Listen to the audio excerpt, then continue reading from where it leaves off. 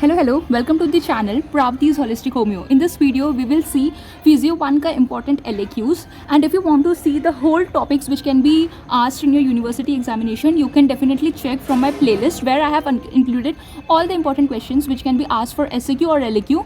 In this, I have precisely covered all the questions which can be asked for LAQ. Okay.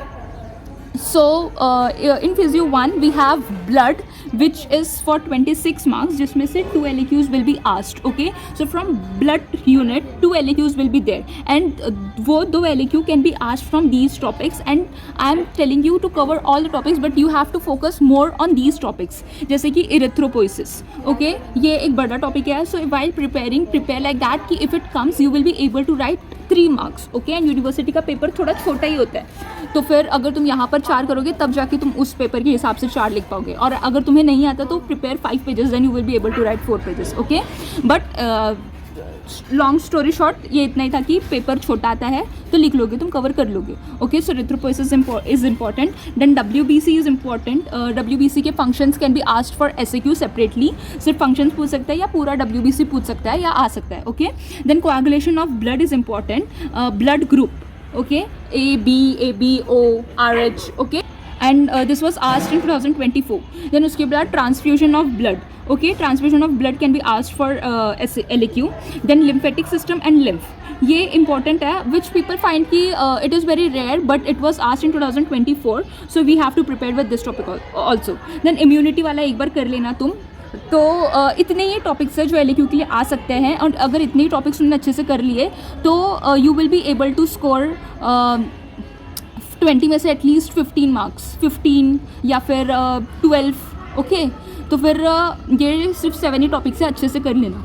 Then from CBS people find कि अरे यार इतना बड़ा, लेकिन भाई LAQ के लिए कुछ ही इंपॉर्टेंट टॉपिक्स और उन्हीं में से आता है. I don't know how much to stretch my these saying कि LAQ इज़ सो इम्पॉर्टेंट कि भाई पहले LAQ कर लो एंड इंपॉर्टेंट क्वेश्चंस कर लो, SAQ के और LAQ के भी. आई एम नॉट सेइंग कि सिर्फ उतने ही करने हैं, पूरे करो, बट LAQ और SAQ के जो भी इंपॉर्टेंट है वो उससे ज़्यादा अच्छे से करो, because 90% of the questions are repeated and I have covered. बहुत ही मेहनत से सब कुछ मैंने दे दिया है भाई, जाओ चेक करो प्लेलिस्ट और पढ़ लो, बस पढ़ना तुम्हारा काम है.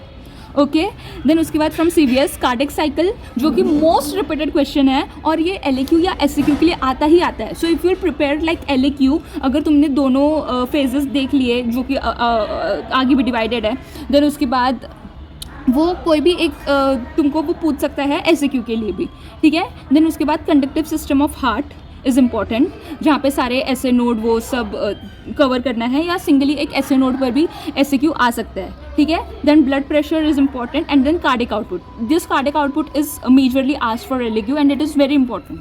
Okay, then from the respiratory section, respiratory system, lung function test is important. Then transport of O2 and transport of CO2 is important. ठीक है, ये थोड़े से डरावने भी लग सकते हैं तुमको, but it is what it is.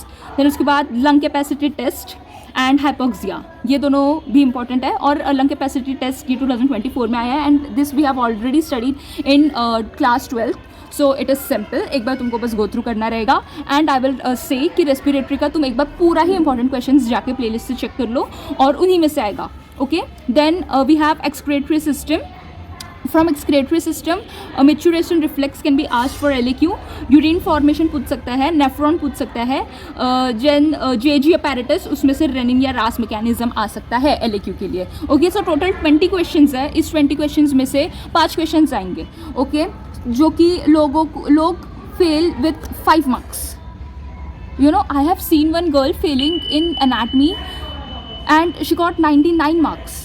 So 1 marks से भी वो फेल हो गई है. So it is that important. Okay, so एक भी मार्क्स में मिस नहीं करना है, जो हमें पता है इंपॉर्टेंट आएगा ही आएगा, उसे पहले अच्छे से करना है. Okay, so I hope it help you all and thank you for watching.